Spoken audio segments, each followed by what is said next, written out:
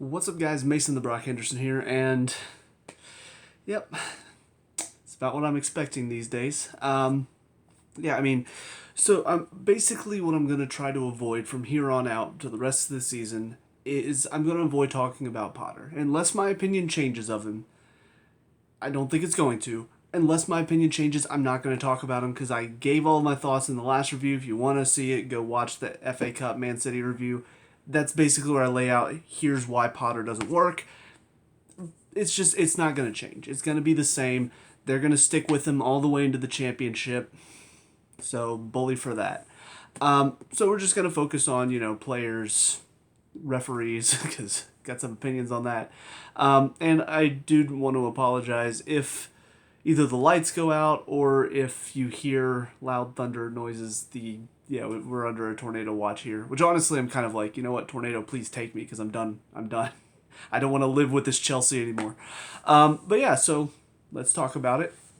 First of all, like I said, referees, definitely got some stuff to talk about there because, wow. I mean, I know David Coote he's probably the worst referee in the league. He belongs in the championship from just all of the instances that I've seen him, not just for Chelsea games, like any game that I've seen him, he's so influenced by players, by the crowd. He never reads the game well. And another example today where every single challenge that came in, Fulham were begging and pleading and give him a card, give him a card.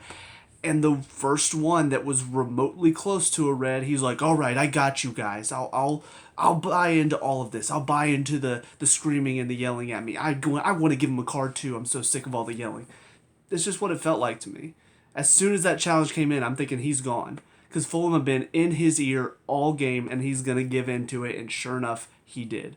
Was it worthy of a red? You could definitely argue it was. Personally, I know obviously I'm biased because I'm a Chelsea fan, but I didn't think it was that strong of a challenge.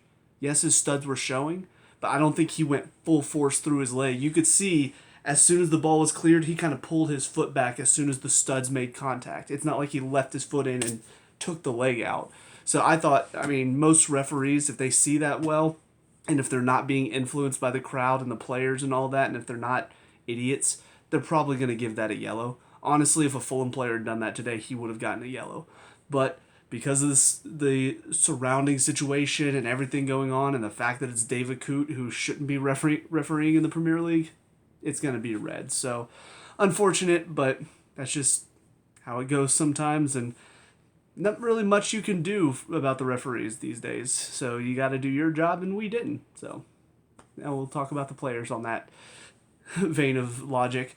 First of all, Kepa. Not bad, but again, not really anything special today. He's had some games like this.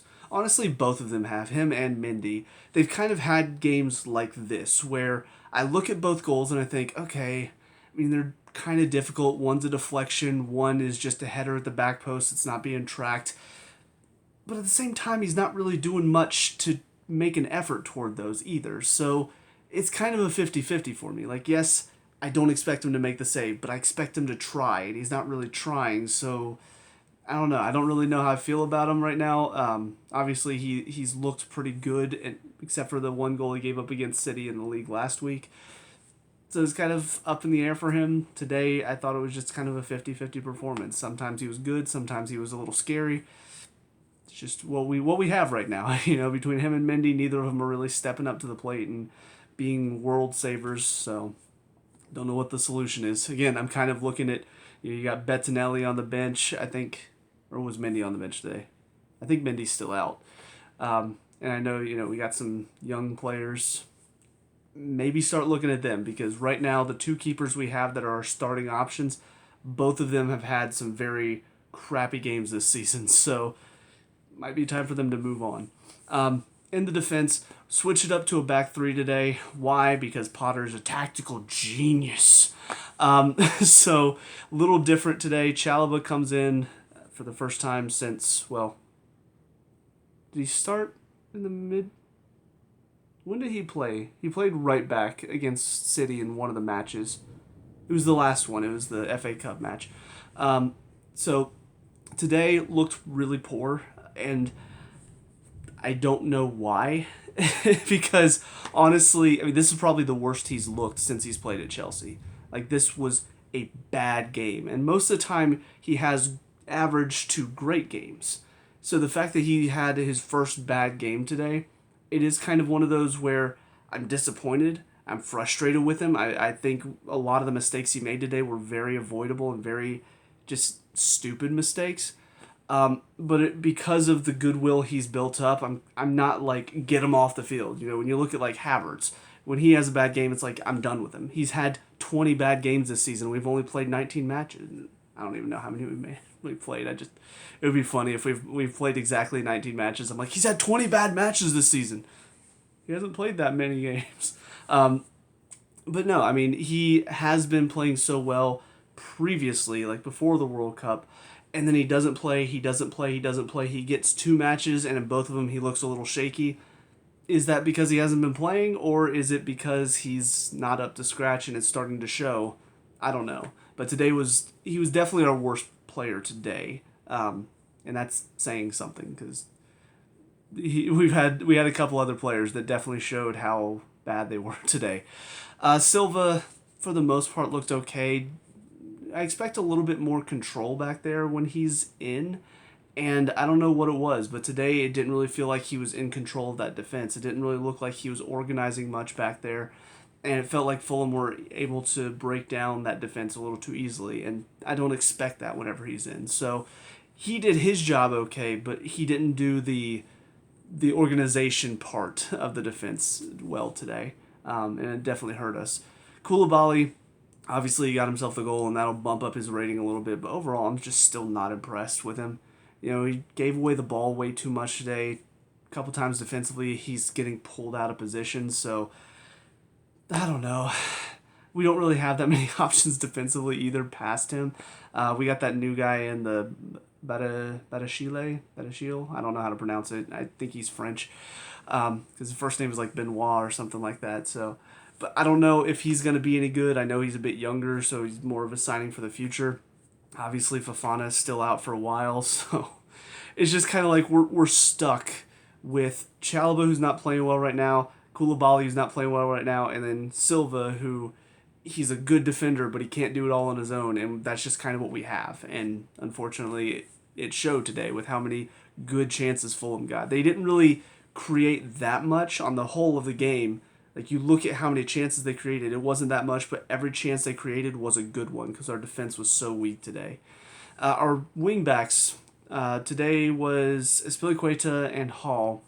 And honestly, both of them I would think are a bit more defensive-minded. Definitely Azpilicueta, more defensive-minded. When he gets up in the attack, we know he's not the best. Hall, he can do both. I think he is a bit better on the attack, not much, but I do think if I were to compare the two, he just has a little bit more flair going forward. Defensively, he is a little weak, so he has a bit more strength than what am I trying to say here? He has more strengths than weaknesses on the attack, and I think he has about even strengths and weaknesses on the defense, so that's why I would say he's a bit more going forward. Sorry for that long train of logic. The lightning distracted me. But yeah, both of them today I thought were average. You know, Hall looked better in the second half. First half looked a little nervous maybe because there were times when it felt like he should have been breaking out of the pressure or he should have been doing a bit more with the ball. But there were too many moments where it felt like he was a little slow to react or he was too nervous to take somebody on, so he decided to play backwards. Second half, though, he started taking players on, and it was just unfortunate that after the red card, he really wasn't able to show much of what he's capable of. But I thought he looked solid today. Again, better than Cucurella. So as long as he's playing better than Cucurella, just keep playing him until Chilwell gets back.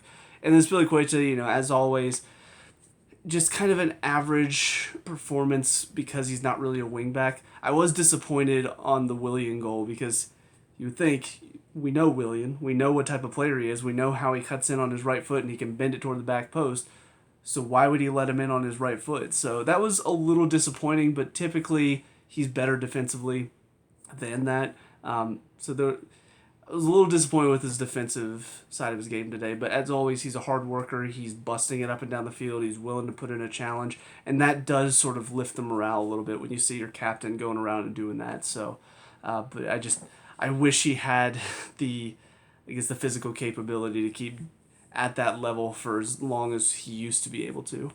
In the midfield, Kovacic and Zakaria. Zakaria, the latest victim of our poor medical staff, and or when I say poor, I mean bad, because they're not poor, they're rich, because they're just living off of Chelsea's wealth and not doing anything for it, clearly. But yeah, I mean, it looked like another muscle injury, so as long as we keep getting muscle injuries, I'm just going to keep pointing to the medical staff and saying, what are they doing? Are they doing their job? Because it doesn't look like it. Because how do we have so many players that are not physically fit enough to go out there and play the full 90 and not get a muscle injury, not pull something? How many of these clubs deal with muscle injuries? Like more than one in a season. I feel like probably not that many. Most clubs, the injuries that they deal with, it's a knock or it's a bad turn of the ankle or something. Cleats get caught in the grass, something like that. I rarely see this many. Oh, he pulled something. Oh, he pulled something. Oh, he pulled something. So many players. How many till we finally look at the medical staff and say, "Hey, you guys aren't doing your job. You're fired," because it's getting ridiculous. And this is now the 11th. Well, Mount's back, so it was back to 9. Now it's back up to 10 again. It's stupid.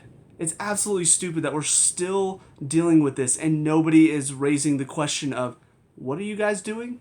How are you guys helping our players get back fully fit instead of just half fit? How are you trying to help these players make sure that they don't pull anything when they're playing at these high paces, this high intensity? So, but I mean, before that, Zakaria looked again pretty solid in the midfield. It's gonna suck now because what's our midfield? Kovacic and Jorginho and Gallagher. That's a weak ass midfield. That is weak. Zakaria made it somewhat bearable because he started to show his quality. Now he's gone. Now we have nothing. So unless we're planning to sign some players, unless we're planning to go for Rice or Bellingham in this January window, our midfield is going to hurt us. Because Kovacic, not good enough today. Another game where he looked lost. He looked weak in there. He's not showing his quality, and Jorginho, we know what his quality is. His best quality is like average championship player quality. So, yeah, I don't know. I don't know what else I can say about the medical staff that hasn't already been said, but somebody needs to be looking into that. Boley, if he's truly trying to get this club turned around and get our fortunes turned around, that needs to be the number one place where we start to work on. Because, yeah, we do have a lot of injuries. That is something I can't blame Potter for. We do have a lot of injuries. That's the medical staff. They're not doing their jobs. So, Boley, if you want to fix our problems, let's get them moved on. Let's get people in here who know what they're doing, who know how to fix these problems, how to help these players stay at their top fitness, how to help players return from injury and not get re-injured 2 games later. But that's about all I can say there. But yeah, Kovacic today was not good enough again. I don't know what it is about Kovacic because he always rides that line. Like, he'll have a few games where he looks unstoppable in the midfield. Like, you give him the ball, he can keep possession, he can turn players, dribble down the field. He looks just unbeatable in there. And then all of a sudden he'll have this run of games like he's having now where it seems way too easy to poke the ball off him. His passes are kind of 50-50 whether they hit their target. Defensively, it feels like he's always a step behind, instead of his typical reading the play well and putting himself in a good position to intercept a pass. So, yeah, I don't know what's going on with him. I don't know why he keeps having these fluctuations, but it's not good enough. And I do realize part of that could be it depends on who he's playing with. When he has a good midfield partner who lets him be a bit more free roaming, maybe that's why he's able to be more the player we come to expect compared to games where maybe he has to keep track of his players in there because the other midfield guy isn't doing what he expects him to do. I don't know. It seems like it's kind of a mess in there right now, and it's starting to show more and more how badly we need to fix this midfield. Into the front three, Mount, okay, nothing special, kind of the typical running around, busting it performance, but not really much to show in the final third.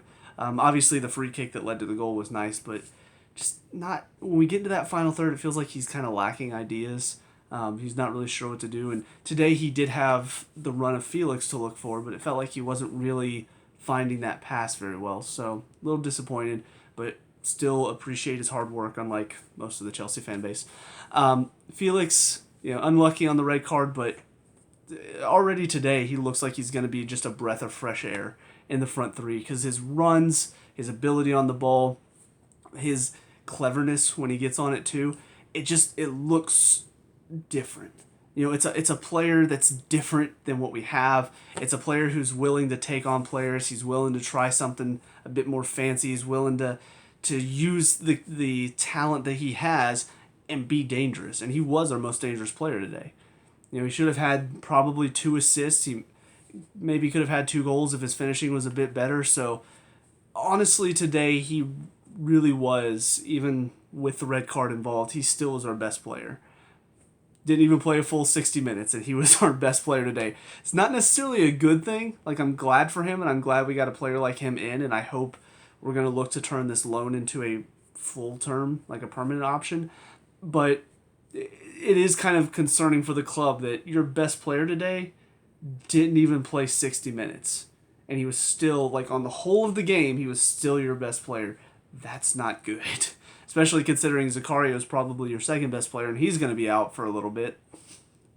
We're just dropping like flies. Havertz, honestly, what impressed me the most today is how this was his best performance in probably a year. The hard work off the ball to win the ball back, his ability to actually look to make a run. Best performance in a year. He was still our 3rd worst player on the field because he is so poor in his decision making, in his ability in the final third. Like, it's so weird to me. Like, it's so weird to me that he's so good up until you get him in the box. When he gets in the box, all of a sudden he turns into like a U10 player who doesn't know what he's doing. I mean, honestly, started from the 2nd minute. Felix puts in a great ball after megging a guy right to his foot. All he has to do, take a touch, find the corner. What does he do? I'm going to first touch. No clue what he's doing. No sense of where's the defender, where's the keeper. No sense of that at all. Ball's coming in. I'm going to shoot right into the defender. A smarter striker, which he's not really a striker. I don't know why they keep playing him as a striker. Tuchel tried it. It didn't work. Potter's tried it so many times. It hasn't worked.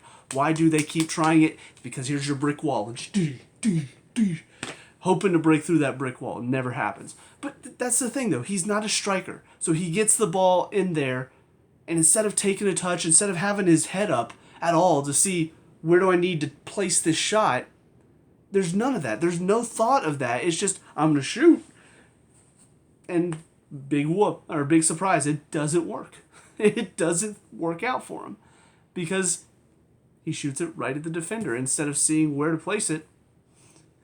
Like, it just seems so simple to me.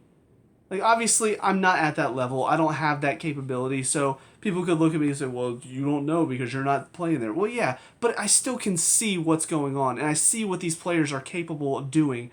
And it seems to me it's very simple. If you have all that talent, if you have the ability to take a good touch in the box and see what's around you, as the ball's coming in, you already see he's going to play you. You know you have this space. Look and see, all right, where's the defender, where's the keeper? Even as the ball's coming in, take a little side-eye glance, see where everybody is, and even just fake a shot and then trap it. Like, even just doing that would put the defender and keeper off. But I digress. It's what I've come to expect out of him. He actually, like I said, he worked hard today. He gave some effort. He looked to make some runs that were not just like simple, I'm just going to run behind the defender. Like, he actually did work hard today. And I appreciated that side of his game. But there's still so many moments where he just makes a stupid decision and it costs us a goal or it costs us a good chance. And you can't have that from your main striker. And also, on that, you look at Mount, because obviously he worked hard today but didn't create many chances and wasted a couple. Kind of a similar boat. The difference is that Mount always works hard.